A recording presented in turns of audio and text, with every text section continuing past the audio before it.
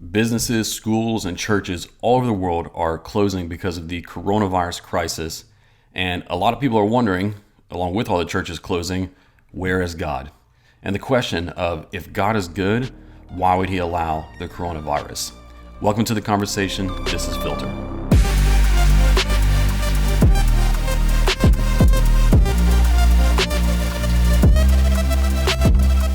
Hey guys, my name is Aaron Shamp, and I just want to thank you for joining us for Filter. This is a podcast where we seek to equip you with biblical clarity to live in our chaotic world. As of today, as of the time that I'm recording this, worldwide there are over 3 million cases of COVID-19, and along with that, we are at almost 250,000 deaths across the world from this virus. Here in the United States, we are approaching 63 to 65,000 deaths here just in our country. And I know that depending on what state you're in, each state has its own list of cases and fatalities. And then in addition to that, we have all of these other crises coming up.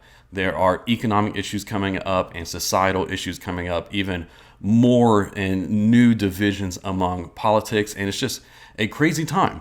This pandemic has really rocked our world. And what I want to do in this episode and in the next two is guide you through this question of if God is good, why did he allow this? So we're going to take a couple of episodes to go through this topic and this question for me to provide you a defense, whether you are a Christian who is wondering this or who has been asked this, or whether you are someone who's not a Christian and you are wondering this. You're considering if there is a God and if he is good, why would he allow something like this to happen to us? Like I said, I'm going to take 3 episodes to do this. And what I'm going to do in this episode today is primarily just introduce the problem. And so what is it that makes the coronavirus unique? I think that the uniqueness of this crisis that we're going through is that it has made all of us feel vulnerable.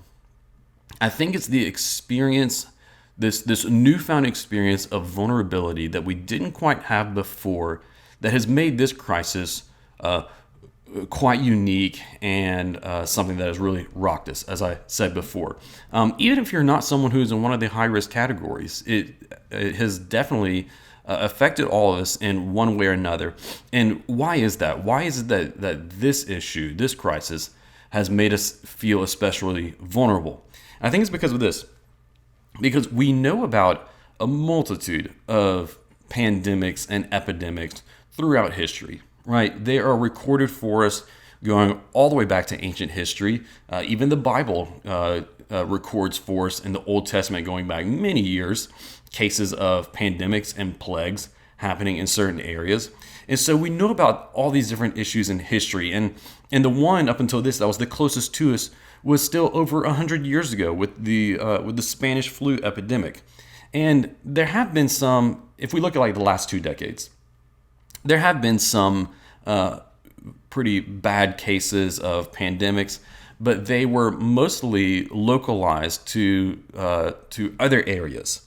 So in other words, even though there were some that were in history, they were in other places that primarily were not the modern, portion of Western civilization. And so I think what that happened, or I think what that did, is it made us start to think that our society was secure from something like this. We thought that we were secure from something like this. We thought that our modern scientific society was a fortress, but what coronavirus realized is that it was a house of cards. And as soon as the coronavirus came into our society, everything crashed. The house of cards came tumbling down. And so many of the things that we once counted on and even took for granted, we have now experienced the loss of. We are now realizing how much we took those various things for granted. And it's that has made us feel very vulnerable. The loss of all the things that we used to count on and take for granted. And the way that we thought that we had, as a civilization, progressed beyond something like this being able to happen to us. And so what this crisis is doing, and that experience of vulnerability is doing, is it is forcing us to ask big questions. Because that is what pain always does. Like I said before, we're all experiencing some kind of pain from this. Even if it is just the pain of isolation, all the way up to the pain of becoming seriously ill and death, or someone you know dying. We're all experiencing pain of one kind or another, and it's forcing us to ask big questions because that's what pain does. In his book, The Problem of Pain, C.S. Lewis wrote this. He said, "We can ignore pleasure, but pain insists upon being attended to. God whispers to us in our pleasures, speaks in our conscience, but shouts in our pains. It is his megaphone to rouse a deaf world."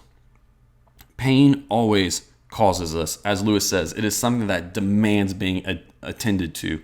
And so very often when we face some sort of pain in our life, whether it is emotional, psychological, physical, or otherwise, we start asking big questions about life. And so these big questions that we start asking because of this new pain and vulnerability that we're experiencing is something that is called the problem of evil, if you aren't familiar with that. This is something called the problem of evil. Let me explain to you what the problem of evil means. So first of all, what are we talking about when we talk about evil and the problem of evil? There are two main categories that we refer to in discussing the problem of evil or the problem of pain, which is natural evils versus human evils. And so natural evil is really somewhat of a misnomer, because when we talk about natural evil, what we are referring to is something that is not quite as much evil as it is tragedy and frailty. So natural evil is something that the coronavirus would fall into this category, right? It is just something that is a part of nature. It is something that is part of our chaotic world that is causing us to experience pain. Natural disasters such as hurricanes, tsunamis, earthquakes, tornadoes that cause havoc and destroy whole neighborhoods or cities and whatever else. These are also things that we would look at and call natural evils. Whenever we look at the animal world and we see incredible brutality happening between animals, or incredible brutality happening from an animal to a human, these are things that we also call tragedy, the frailty of life, or something that would be a natural evil. Once again, whenever we see a lion or a pack of lions being incredibly brutal to their prey that they are going to eat, we do not condemn them for murder, right? So really, like I said, it's a misnomer because natural evils aren't really a moral category. I much more prefer the term tragedy. But tragedy is still very much a part of the problem of evil. So the second category is a moral category, which is human evil. This is malevolence. This is actions of evil which are morally wrong, which are rightfully called evil, which are done with malevolent intent. This is the pain that happens at human hands in our life. Very often what happens is you have tragedy, so something that is just a tragic or catastrophe that happens in our world, and then the tragedy is exacerbated by human evil. Let me give you an example of this. So in our case right now, we have the tragedy of the catastrophe of the coronavirus crisis, and then we have the human evil element come into it in panic buying and hoarding of resources and whatever other forms that might come into that. And so you can see how malevolence can exacerbate tragedy. Now, let me just note that human evil is something that can be both intentional and unintentional. We actually make a little bit of provision for both of those. So very often it's something that is intentional. It can be light forms of intentional malevolence, such as lying, mockery, or so on, all the way up to something which is extreme and even systematized in a society or nation. And those are all intentional actions of human evil. But then there is also the unintentional things, such as car wrecks or other forms of unintentional harm done by one person to another. And so human evil, malevolence, sometimes we can't necessarily call it malevolence because it's an unintentional act of human evil causing pain. Now, I've already kind of alluded to this, but just let me highlight that very, very often we don't just see one of these, but we see both tragedy and malevolence mixing together and intensifying one another. As I said before, a pandemic can lead to hoarding and panic buying or economic downturns, and it can so that natural catastrophe can then lead to malevolent actions by governments and authoritarians, or bad economic policies, and whatever else it can be. Very, very often we see the two mix together and intensify one another. So this is the evil, this is the pain and suffering that we're talking about when we talk about the problem of evil. We look around at our world and we see catastrophe, tragedy, the frailty of life. We see malevolence. We see unintentional actions of pain and suffering happening between people. We look around at all these things and we wonder to ourselves, in a world so full of suffering, how can there be a good God? This is the problem of evil. The classic location that we find the problem of evil articulated is in a book by the Scottish philosopher David Hume. David Hume was an Enlightenment era Scottish philosopher. He was a rationalist. And in his book, he has a conversation going on between a couple of fictional characters. And the character Philo says this. And so this is what is considered the classical form or in location of the problem of evil. Philo in David Hume's book says, Epicurus's, referring to the ancient Greek philosopher, Epicurus's old questions are yet unanswered. Is he, talking about God, is he willing to prevent evil but not able? Then he is impotent. Is he able but not willing? Then he is malevolent. Is he both able and willing? Whence then is evil? Let me break it down for you for just a second. What he is saying is, on the one hand, is either God good but unable to stop evil from happening? If that's the case, then how can he be God if he is not powerful enough to stop evil?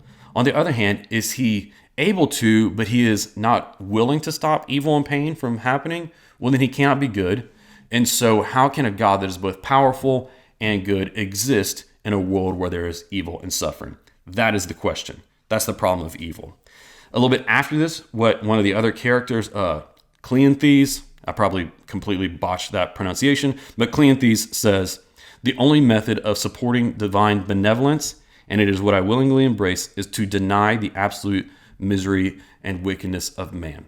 What that means is that the core of this question comes down to this issue. With all of the evil and suffering in our world, how can there be a good God? Because if we consider that question, if we consider the problem of evil, there is nothing about it that necessitates against the existence of God or a God in general. There is nothing about evil, and there's nothing about, no matter how much suffering or pain there exists in our world, that would necessitate that there cannot be a God at all. What it really creates a problem for is how there can be a good and loving God, such as the God that the Christian worldview proclaims and in which Christians believe. This is what Richard Dawkins himself said in his famous book, The God Delusion. He wrote that the problem of evil is an argument only against the existence of a good God. And that's the question that we were trying to figure out. In light of all the suffering that's going on in the world, how can a good God truly exist?